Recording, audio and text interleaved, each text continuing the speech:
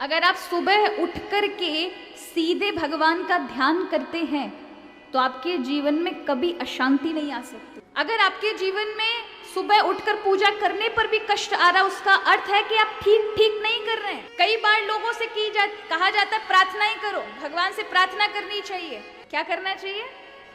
ठीक है, आप नहीं स्नान कर पाते, बहुत आलसी हैं, आपसे नहीं होता है, पर ये प्रयास करें कि आप जल्दी नहाएं।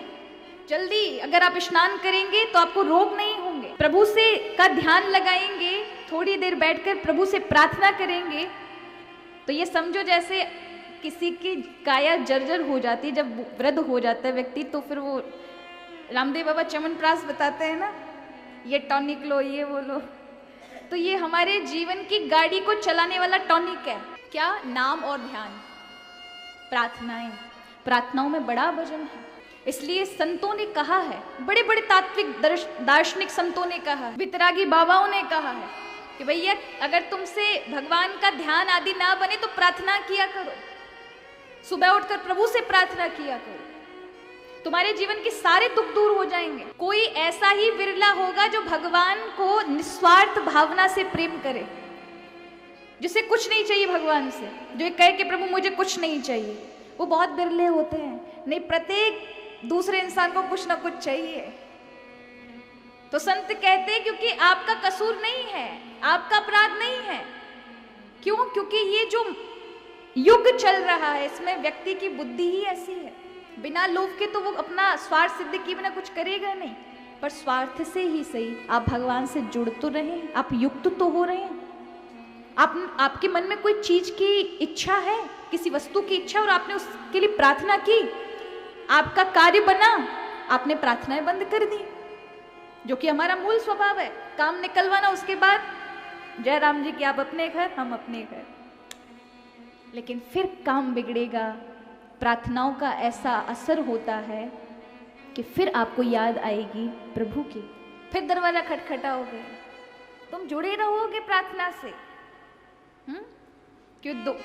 ये जो जीवन है, ये संसार दुखालयम अशाश्वतम, दुखों का घर है, आए दिन दुख आएंगे, नए नए रूप धारण करके आपको प्रार्थनाएं करनी पड़ेंगी। लेकिन आप प्रार्थनाएं कैसी करते हैं, ये बहुत महत्वपूर्ण है। और ये बात को अब समझ लें, कहीं आप प्रार्थना करते समय कुछ गलती तो नहीं कर रहे, जिसकी वजह से आपको उस प्रार्थना का पूरा फल प्राप्त नहीं होता है। अगर आपने इस ढंग से प्रार्थना की तो आपको अपनी इच्छित वस्तु भी जल्दी मिलेगी, और अगर नहीं मिलती तो आपके अंदर जो ये एक व्याकुलता है उसे पाने की, वो व्याकुलता ही ठाकुर जी समाप्त कर देंगे, इच्छा ही खत्म कर देंगे, उस आप संतुष्ट हो जाओगे। या फिर उस इच्छित वस्तु को जो आपके लिए हितकारी है उसे देकर ही मानेंगे प्रभु।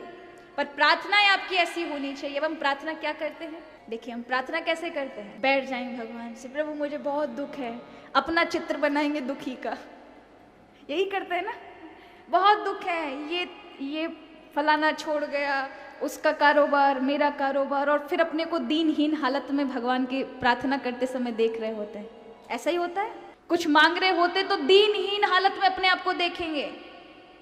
याद रखिए भगवान आपके अंदर विराजमान है, ईश्वरस्य सर्वभूतानां हृदय अर्जुन तिष्ठति, भगवान आपके हृदय में, प्रभु से अलग नहीं है आप, प्रभु का प्रतिबिंब है आप, और आप जो देखेंगे अपने आप को वही आपको मिलेगा। प्रार्थनाएं में आपने अपना स्वरूप कैसा देखा है, दीनहीन का देखा है ना, इतना ही दुख और मिलने वाला है, डबल। लेकिन प्रार्थना में आपने अपने आप को सुखी देखा है, प्रार्थना में किया है कि हे प्रभु आप आनंद के सागर हैं, सुख का सागर हैं आप। संसार में जितना सुख दिखता है ना, ये आपके उस समुद्र की एक बूंद के बराबर है, जो आप, जहां तक हमारी बुद्धि जाती है संसार में कि सुखी है, ये सुख है, ये सुख है, इस वस्तु में सुख है, वो आपके उस समुद्र, सुख के समुद्र की एक बूंद है। और मैं तो आपका बालक हूं, अंश हूं, मुझे तो दुख कभी सता नहीं सकता, मुझ पर तो सुख की वर्षा हो रही है, चारों ओर सुख है, आनंद है, प्रेम बरस रहा है, मैं तो आनंदित हो रहा हूं। क्यों? मैं आपका अंश हूं, आप मेरे पिता हैं, मैं आपका बालक हूं, मैं दुखी कैसे रह सकता हूं? और आप ऐसा चित्र बना रहे हैं प्रार्थनाओं में, तो पक्का आप सुख में होने वाले हैं। वो प्रार्थना असरकारक होंगी। क्यों? प्रभु के मूल रूप को आपने देखा है, लेकिन जब हम देखते हैं हम दीनहीन, बहुत भिखारी टाइप के, बहुत कलुषित, बहुत संकट में, बहुत अभाव में जीवन, हाय महादुख, रो रहे हैं, छटपटा रहे हैं, व्याकुलता में, तो दर्पण में जो आपने स्वरूप देखा है ना वही आपको दिखने वाला है। इसलिए हमारी चीजें कई बार पूरी नहीं होती, हमारी आस्था डगमगा जाती, प्रभु सुनते नहीं। अरे आपने प्रार्थना की कैसी है?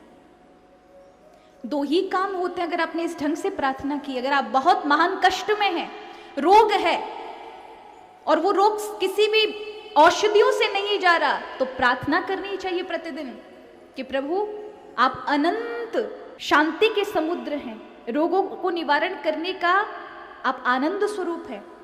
जिन औषधियों में थोड़ा बहुत दम है हमें ठीक करने का, वो तो आपके एक अणु के प्रकाश से होता है। आप तो स्वयं प्रकाश है, आपका प्रकाश मेरे ऊपर बरस रहा है, मैं रोग से युक्त हो ही नहीं सकता, मैं तो निरोगी हूँ, समस्त जगत निरोगी हो रहा है, आपकी कृपा बरस रही है चारों ओर, आपका प्रकाश मुझ पर बरस रहा है, मैं बहुत आनंद हूँ। थोड़े ही दिन में आप उसका प्रभाव अपने जीवन में चमत्कारिक रूप ढंग से देखेंगे। तो प्रार्थनाओं में बड़ा बल होता है, लेकिन आप किस तरह से करें ये बहुत महत्वपूर्ण है। इसलिए प्रार्थनाओं के नियम को समझें। प्रार्थनाएं अगर सही होंगी तो यही आपके जीवन में संसार में रहते हुए भी एक दिन भगवान में लगा ही देंगी, आपको प्रभु को प्राप्त करा ही देंगी।